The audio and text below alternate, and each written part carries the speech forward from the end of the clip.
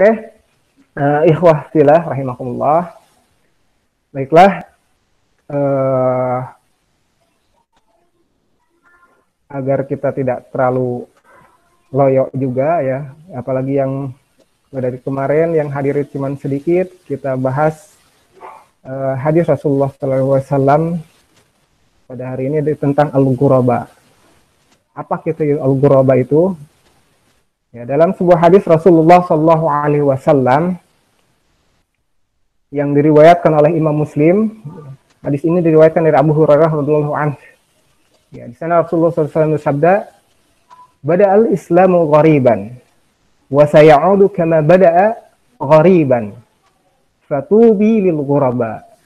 Nah, kata Rasulullah SAW, al-Islamu, ya, bada'al Islamu ghariban. Islam itu dimulai dalam keadaan yang gharib. Wa sayaudu ghariban, dan akan kembali pada kegoribannya itu. Ya, wa sayaudu kama bada'a, dan Islam itu akan kembali sebagaimana Islam itu bermula, ghariban, ya. Dalam keadaan yang gharib. Fatubi lil ghuraba, maka beruntunglah, berbahagialah para al-ghuraba. Nah, apa itu makna gharib itu? Dalam bahasa Arab, makna gharib itu adalah artinya ada sesuatu yang ghairu ma'ruf atau ghairu ma'luf. Ya, ghairu ma'ruf artinya sesuatu yang tidak dikenal, sesuatu yang asing, atau ghairu ma'luf, sesuatu yang berbeda dari biasanya. Ya, sesuatu yang tidak lazim, sesuatu yang berbeda dari kebanyakan. Nah, oleh karena itu, ya di sini kita bisa artikan bahwa makna gharib itu adalah sebuah keterasingan, ya, sesuatu yang asing. Nah, kata Rasulullah SAW, "Bada al-Islamu ghariban." Islam itu dimulai dari suatu keterasingan, ya, sebagai sesuatu yang asing. Kenapa demikian? Ya, kata para ulama, ya, pada fase pertama ini, pada fase permulaan Islam, Islam itu dimulai dari suatu keterasingan. Ya. Kenapa demikian? Karena Islam dimulai dari Rasulullah SAW dan segelintir para sahabat, ya, yang mentauhidkan Allah Subhanahu wa Ta'ala di tengah-tengah masyarakat Arab yang waktu itu masih pada zaman jahiliyah. Ya. Pada zaman jahiliyah, di mana pada saat itu maksiat, ya, merupakan sesuatu yang sudah lazim bagi mereka, kesyirikan merupakan sesuatu yang sudah biasa bagi mereka, ya.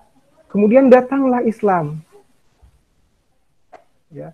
Islam yang mentauhidkan Allah, yang mengajak manusia kepada sesuatu yang ma'ruf dan mencegah kepada sesuatu yang munkar di tengah kemungkaran yang sedang merajalela pada saat itu. Bahkan tidak hanya di Jazirah Arab, akan tetapi di belahan bumi yang lain pun sama. Nah, maka disitulah badal Islamu ghariban. Islam itu dimulai dari sesuatu yang asing, ya, sebagai sesuatu yang asing. Ya. Karena kenapa? Ya, pada saat itu demikianlah keadaannya dunia pada saat itu. Di Jazirah Arab juga demikian. Ya. Islam dimulai dari segelintir orang yang mentauhidkan Allah, ya, beramar ma'ruf nahi munkar di tengah masyarakat yang mayoritas pada saat itu merupakan penganut kesyirikan. Yang akhirnya mereka mendapatkan begitu banyak tekanan, ya, begitu banyak penindasan, yang hingga, ya, menyebabkan sebagian para sahabat pada zaman itu berhijrah ke Habsyah. Yang dimana di Habsyah pun sama. Ya, Islam masih merupakan sesuatu yang gharib, sesuatu yang asing bagi masyarakat Habsyah, yang pada saat itu mereka beragama Nasrani, beragama Kristen. Termasuk rajanya, Raja Najasyi. Dan ketika masuk pun ke majelis kerajaan, ya, mereka tidak melakukan hal-hal yang biasa dilakukan oleh masyarakat di sana, yaitu menunduk dan bersujud kepada raja. Ya. Karena kenapa? Ya. Kemudian mereka mengungkapkan bahasanya mereka hanya sujud kepada Allah Subhanahu wa taala. Nah, begitulah Islam di awal kemunculannya. Namun setelah kegoriban tersebut, setelah keterasingan tersebut, ya, kemudian memasuki masa Fathul Makkah. Nah, masa Fathul Makkah itu merupakan awal dari titik balik, ya, di mana Islam itu mulai berkembang, di mana Islam itu mulai meniti tangga kejayaannya. Di mana waktu itu yang awalnya Makkah itu dikuasai oleh orang-orang yang musyrik, pada saat itu mereka berbondong-bondong masuk Islam. Begitu juga, ya, hingga akhirnya menyebar ke seluruh jazirah Arab, bahkan ke belahan benua lain, ke benua Eropa, ya, benua Afrika, bahkan hingga sampai ke Amerika. Nah, begitulah Islam. Ya. Badal Islamu ghariban. Ya, Islam itu dimulai dari sesuatu dari keterasingan yang hingga akhirnya Islam berkembang dan mengalami masa kejayaannya. Namun kata Rasulullah Shallallahu Alaihi Wasallam, "Fasayaudu kama bada'a." Nah, setelah masa kejayaan tersebut, ya, fase kejayaan tersebut, fasayaudu kama bada'a.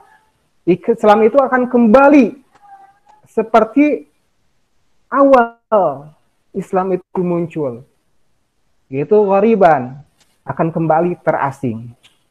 Nah, namun yang ingin saya garis bawahi di sini, ada sebagian ulama yang berpendapat, ya, diantaranya adalah Syekh bin Baz, bahwasanya keterasingan pada fase kedua ini bukan dikarenakan sedikitnya orang yang menganut agama Islam, sebagaimana pada fase pertama, ya, yang hanya dianut oleh segelintir orang hingga mereka mendapatkan tekanan, penindasan, dan lain sebagainya.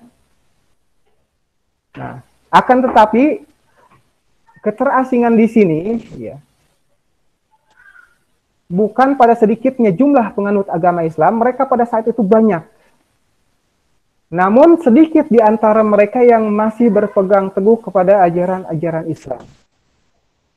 Sedikit di antara mereka yang masih berpegang teguh kepada Al-Quran dan As-Sunnah. Ya. Pada saat itu banyak orang yang mengaku beragama Islam, tapi sedikit di antara mereka, ya, sedikit di antara mereka yang senantiasa berpegang teguh kepada Al-Quran dan As-Sunnah terhadap sendi-sendi ajaran Islam. Jadi hanya di KTP-nya saja mereka Islam, namun dalam amaliyah sehari-harinya, ya, mereka jauh dari keislaman. Itu.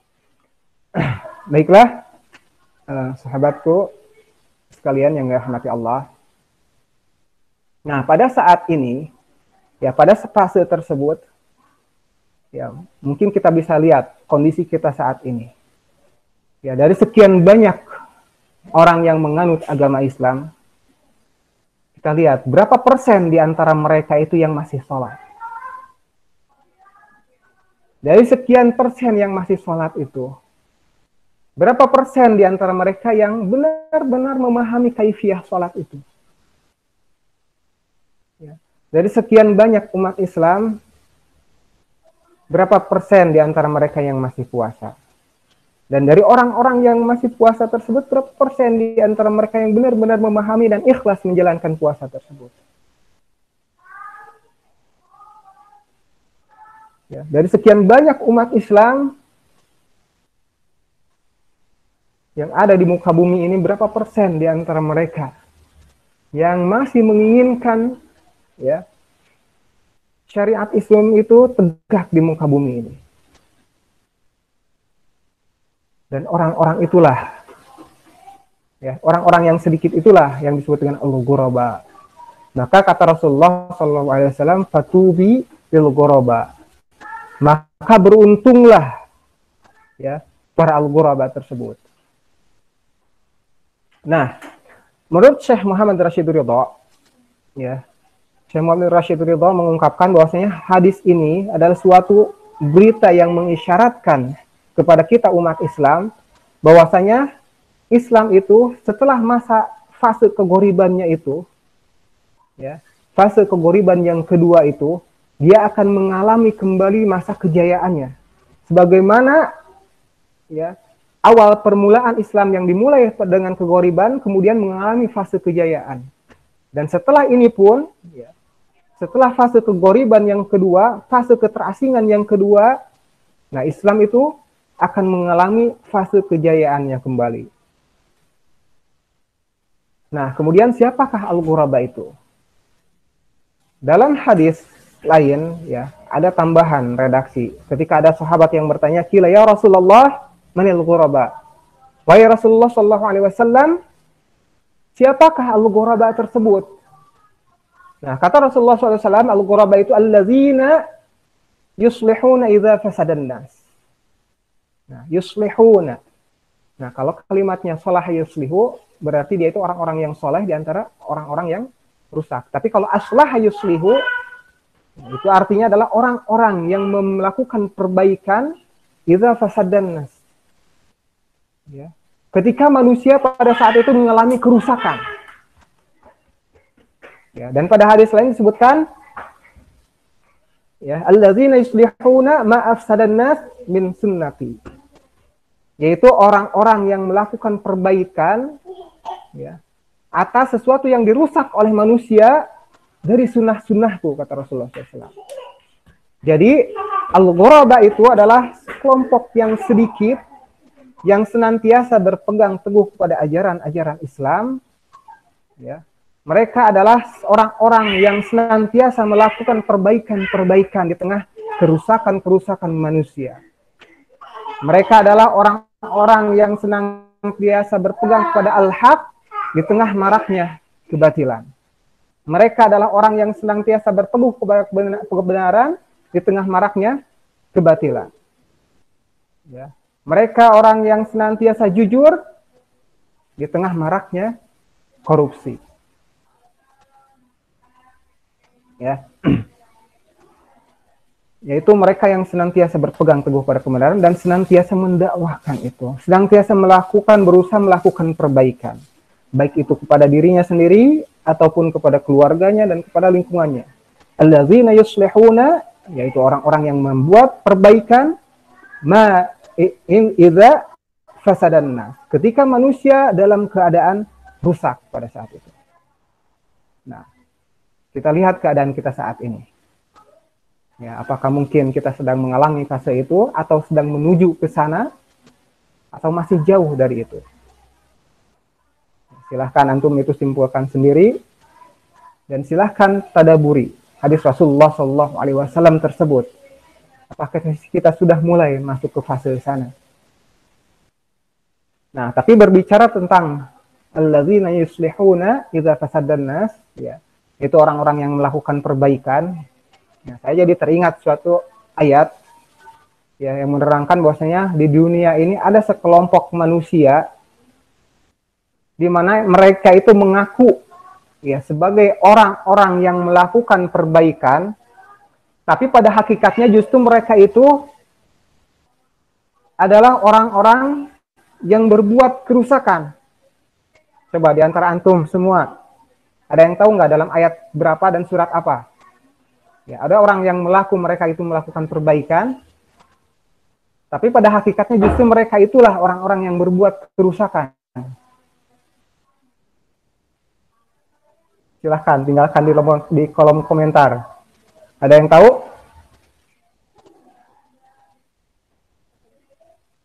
Nggak ada yang mau jawab ini?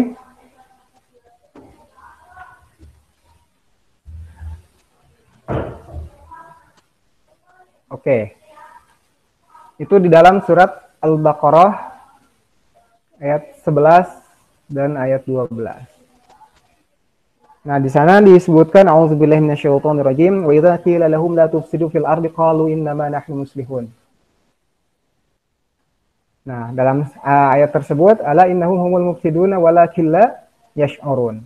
Nah, disebutkan kata Allah Subhanahu wa taala wa idza qila lahum, dan apabila dikatakan kepada mereka la tufsidu fil ardi, janganlah kalian berbuat kerusakan di muka bumi, qalu, mereka mengatakan innama nahnu muslihun. Nah, Sesungguhnya kami itu adalah orang-orang yang berbuat perbaikan. Ala innahum humul mufsidun. Tapi kata Allah, ingatlah sesungguhnya mereka itulah sebenarnya orang-orang yang berbuat kerusakan, walakin la yash'urun. Tapi mereka itu nggak nyadar. Mereka itu nggak merasa. Nah, siapakah orang-orang tersebut? Nah, kita lihat kembali ke ayat sebelumnya. Yaitu wa minan nasi may yaqulu amanna billahi wa bil yaumil akhir wa ma hum bimu'minin. Yukhadi'una Allah wal ladzina amanu wa ma yukhadi'una illa anfusahum. Nah, ayat itu. Nah, berarti siapa itu? Mereka adalah ahlun nifaq. Nah, kata Imam Ibnu Katsir dalam tafsirnya menyebutkan bahwasanya mereka itulah adalah ahlun nifaq. Kenapa demikian? Kenapa ahlun nifaq itu disebut sebagai orang-orang yang berbuat kerusakan di muka bumi? Nah, kata Ibnu Jarir, ahlun nifaq itu disebut sebagai orang-orang yang berbuat fasad, berbuat kerusakan di muka bumi. Kenapa? Karena mereka itu berbuat kerusakan dengan apa? Berbuat kerusakan dengan maksiat-maksiat yang mereka lakukan kepada Allah Subhanahu wa taala. Berbuat kerusakan dan kebohongan-kebohongan mereka terhadap umat Islam, di mana mereka mengaku beriman, ya mereka mengaku sebagai orang Islam, tapi justru perbuatan mereka, hati mereka jauh dari keislaman. Perbuatan mereka justru merusak Islam dari dalam. Nah, tetapi ketika dikatakan kepada mereka, la tufsidu fil ardh, jangan gitu, jangan berbuat kerusakan di muka bumi. Nah, mereka mengatakan, innama nahnu muslihun, kita nggak berbuat kerusakan. Kita itu justru orang-orang yang berbuat perbaikan. Nah, kata Ibnu Katsir, mereka berdalih demikian, ya. Ketika dikatakan kepada mereka, janganlah kalian berbuat kerusakan di muka bumi, kata Ibnu Katsir, mereka berdalih, nah, sesungguhnya kami itu sesungguhnya kami itu hanya ingin membuat perdamaian di antara kedua belah pihak, katanya, antara umat Islam dan orang-orang kafir, kata mereka itu. Nah, kira-kira di zaman kita itu udah ada belum ya orang-orang yang seperti itu, orang yang mengaku beragama Islam, tapi justru mereka itu lebih, ya, dengan dalih toleransi, ya, dengan dalih toleransi dalam beragama, dengan dalih perdamaian, mereka justru memojokkan umat Islam, ya, memojokkan umat Islam, ya, membuat kerusakan terhadap agama Islam, tapi mereka berdalih ini untuk perbaikan, ini untuk perdamaian antara umat Islam dan umat beragama lainnya. Nah, di antara itu, ya,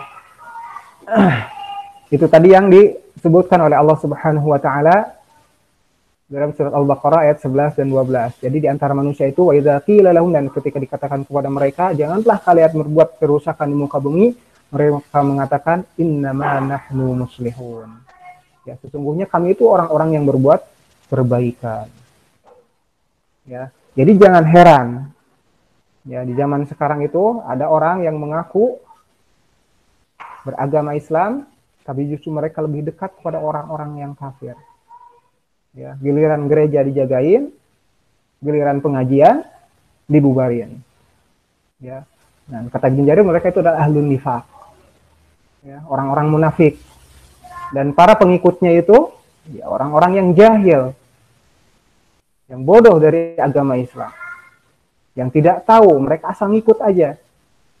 Ya, padahal di akhirat nanti, ya, orang-orang yang asal ngikut tersebut, orang-orang yang tersesat, orang-orang yang menyesatkan, ya, mereka tidak akan bisa saling membantu untuk terbebas dari azab Allah Subhanahu wa taala. Ya, bahkan mereka ketika saling menuntut pun yang lain saling berlepas diri darinya. Ya. Baiklah,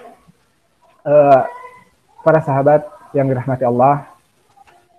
Nah, pada saat kita kembali lagi kepada al-ghuraba tadi, kembali kepada perasingan Islam tadi pada fase kedua tersebut. Nah, di masa nanti, ya, Islam mengalami fase keterasingan kembali setelah mengalami masa kejayaannya. Pada saat tersebut dibutuhkan kesabaran yang ekstra. Kenapa demikian? Karena bagi orang-orang yang senantiasa berpegang teguh tersebut, mereka tidak akan terlepas dari ketekanan, mereka tidak akan terlepas dari nyinyiran orang-orang yang menganggap mereka itu adalah, ya, menganggap diri mereka itu benar, namun mereka sebenarnya berada dalam kebatilan. Ya. Mereka harus sabar ketika dikriminalisasi, ya, atau bahkan dibunuh atau dan lain sebagainya.